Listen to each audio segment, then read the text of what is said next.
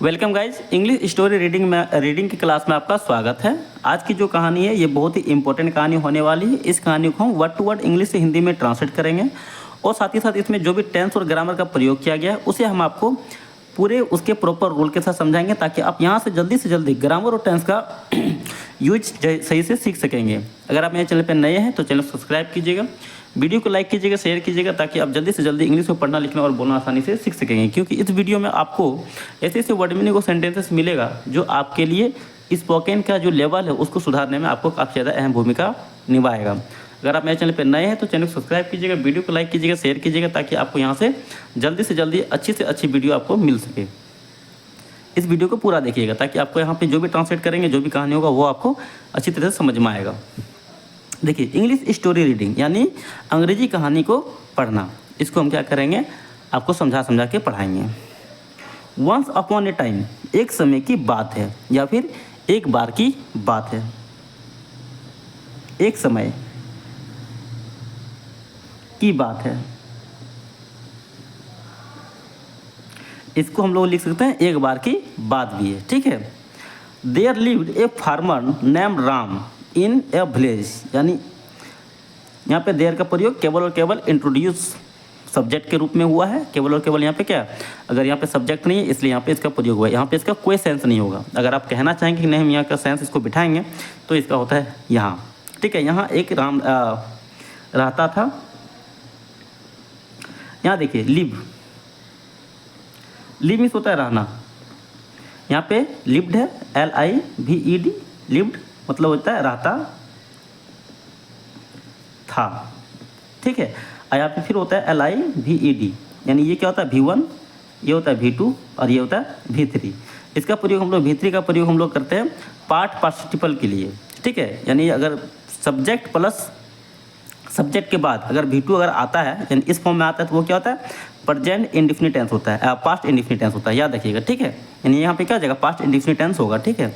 एक समय की बात है, रहता था एक किसान जिसका नाम क्या था, राम। एक किसान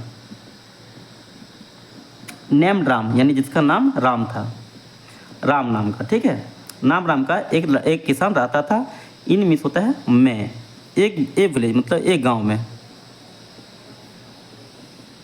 ठीक है। Ram was a hard working, यानी राम था क्या, कड़ी मेहनती, यानी मेहनती आदमी था। राम वाज मतलब था, ए हार्ड वर्किंग एक मेहनती, राम एक मेहनती था और ईमानदार। हॉनेस्ट मीन्स क्या होता है, ईमानदार आदमी। मैन मीन्स होता है आदमी। राम एक हार्ड वर्किंग यानी मेहनती और ईमानदार आदमी था, जो हु मतलब होता है जो, वर्क वेरी हार्ड जो करता था बहुत कठिन काम। ठीक है। टू सपोर्ट हिज फैमिली, यानी अपने परिवार की मदद के लिए वह क्या था, बहुत काम ज़्यादा मतलब बहुत हार्ड काम करता था या फिर बहुत मेहनत करता था। वेरी हार्ड मतलब यहाँ पे केवल बहुत हार्ड नहीं, बल्कि यहाँ पे क्या हो जाएगा, बहुत मेहनत भी हो जाएगा। ठीक है। वह वर्क में से होता है काम करना, काम करता था बहुत मेहनती से। टू सपोर्ट हिज फैमिली, यानी अपने परिवार के सपोर्ट के लिए वो क्या था, बहुत मेहनत करता था, बहुत मेहनत। टू हिज सपोर्ट, यानी सपोर्ट मतलब सहारा देने के लिए या फिर मदद करने के लिए।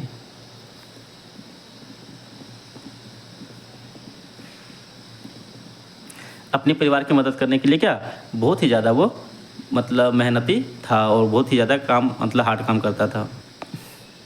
ही had a small piece of land, उसके पास थी एक छोटी टुकड़ी जमीन का, उसके पास थी। यहाँ पे देखिए अगर हैव रहता तो यहाँ पे हम लोग लिखते हैं। ठीक है। यहाँ पे क्या हैड है, हैड के लिए हम लोग क्या जाएगा, था। ठीक है। उसके पास थी। ठीक है। यानी पास था, यहाँ पे होता है पास है। ठीक है। यानी उसके पास थी ए स्मॉल पीस ऑफ लैंड, यानी जमीन का एक छोटा टुकड़ा, जमीन का एक छोटा टुकड़ा। ठीक है। उसके पास एक जमीन का छोटा टुकड़ा था। ठीक है। वेयर जहां ही ग्रो क्रॉप, वह उगाया करता था या फिर खेती करता था, यानी फसलों की। जहाँ उससे क्या कहता है, ग्रो क्रॉप मतलब क्या, फसल उगाते थे, फसल उगाते थे, ठीक है। To selling in the market, और उगा के क्या करते थे, बेचते थे, बेचते थे इन द मार्केट, बाजार में, और बाजार में क्या करते थे, उसे बेचते थे। वन डे, एक दिन, एक दिन Rama want to the market, यानी रामा, गो मिस होता है जाना, यहाँ पे क्या है, गो का सेकेंड फॉर्म है वेंट, वेंट मतलब क्या होता है, गया, गो वेंट गॉन, यही होता है ना, V1 V2 V3, ठीक है। गो वेंट कौन होता है, यहाँ पे क्या है, V2 का प्रयोग हो रहा है, ठीक है। ये कौन सा हो जाएगा, पास्ट इंडेफिनिट टेंस हो जाएगा, ठीक है। वह गया, ठीक है, टू द मार्केट यानी बाजार, कहीं भी हम जाते हैं तो उसके लिए क्या, संबंध दिखाने के लिए हम लोग टू का प्रयोग करते हैं। वह बाजार गया टू सेल हिज क्रॉप, यानी अपने बेचने के लिए, ठीक है।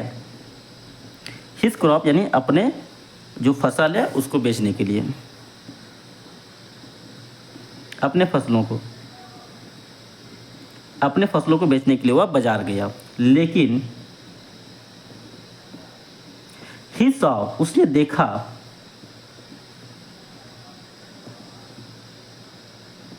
उसने देखा कि प्रेसस मतलब क्या था, कीमतें, कीमतें, वेयर मतलब क्या थी, कीमतें थी, वेरी लो मतलब बहुत कम, कीमतें बहुत कम थी, ठीक है। कीमतें क्या थी, यानी उसका जो मूल्य था वो मूल्य क्या था, बहुत ज़्यादा ही कम था। और he would not be able to earn enough money to support his family, वह would not मतलब क्या, सक्षम नहीं था, या फिर मतलब वो कह सकते कि मतलब जितना चाहिए था उतना वो पैसा नहीं था, ठीक है। हम यहाँ पर लिखते थे सक्षम नहीं था, सक्षम नहीं था, टू अर्न कमाने में, ठीक है, पर्याप्त पैसे, पर्याप्त पैसे, पर्याप्त पैसे कमाने में क्या, सक्षम नहीं था, ठीक है। टू हिज फैमिली यानी अपने परिवार के सपोर्ट, यानी अपने परिवार के मदद करने के लिए क्या था, पर्याप्त पैसे वो नहीं था।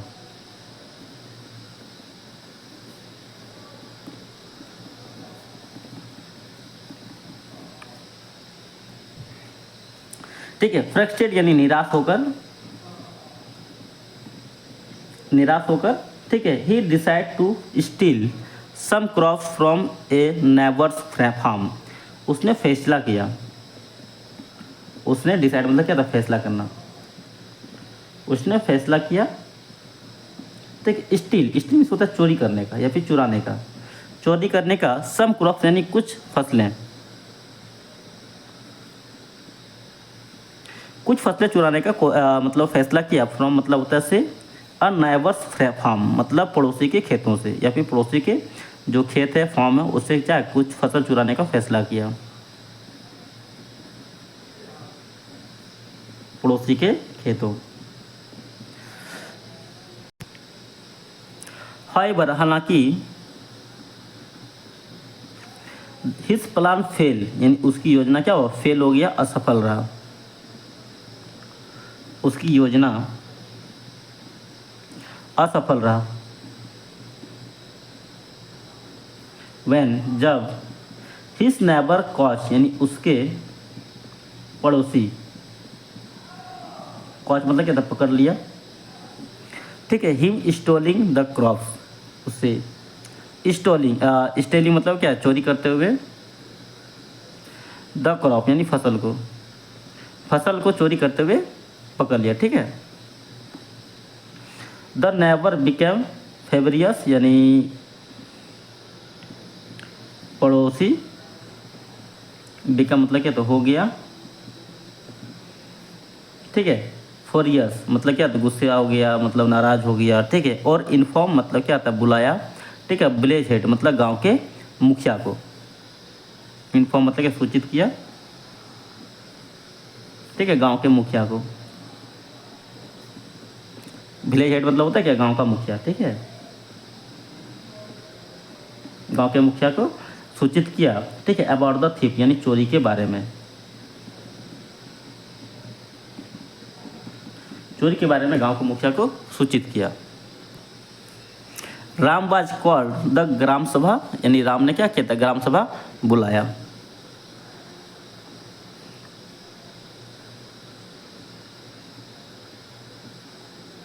ग्राम सभा समझते हैं, जहाँ पे पंच जिसको बोलते हैं, पंचों को बुलाना को बोलते हैं ग्राम सभा, ठीक है। गांव वालों ने राम ने क्या किया था, ग्राम सभा बुलाया। वेयर, जहाँ, ही सा, उसने या फिर वह था, एक्यूज द थीफ, यानी चोरी का, जिसके ऊपर क्या कहता है, चोरी का आरोप लगा था, चोरी का आरोपी।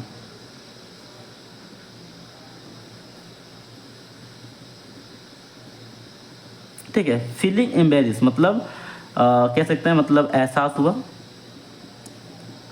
एम्बेरिस मतलब होता है शर्मिंदा, और दोषी। ठीक है, शर्मिंदगी और दोषी का मतलब उसे शर्मिंदगी का एहसास हुआ और गलती का भी। ठीक है। रामा एटेड मतलब रामा, ठीक है, admit his wandering and begs forgive, मतलब क्या, एडमिट मतलब होता है वो मतलब माना या फिर शामिल हुआ। ठीक है। हिज मतलब अपने, रॉन्ग डूइंग मतलब जो गलत किया था उसको माना। ठीक है। और बेग मतलब क्या था, माफ़ी मांगा के लिए।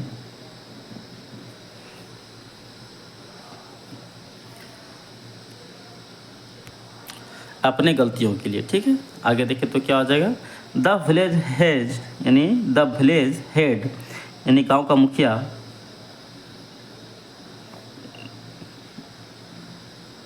मुखिया, आस्क टू राम मतलब आस्क मतलब पूछा, राम, ठीक है, टू रिटर्न हिज क्रॉप मतलब वापस करने के लिए। आस्क मतलब क्या था, कहा हो जाएगा। ठीक है। ठीक है, राम को कहा वापस करने के लिए पीसेस ऑफ स्टोलन क्रॉप, यानी जो भी चोरी किया था, यानी उनके फसलों को क्या वापस करने के लिए कहा। हिज नेबर यानी उसके पड़ोसी को। राम रियलाइज यानी राम को क्या एहसास हुआ कि stealing was not be right मतलब क्या था, चोरी क्या अच्छी चीज़ नहीं है, यानी अच्छी रास्ता नहीं है। ठीक है। सो यानी टू सॉल्व हिज प्रॉब्लम यानी अपने समस्याओं को सॉल्व करने के लिए वो क्या है अच्छे रास्ता नहीं है। चलिए इस वीडियो में यहीं तक।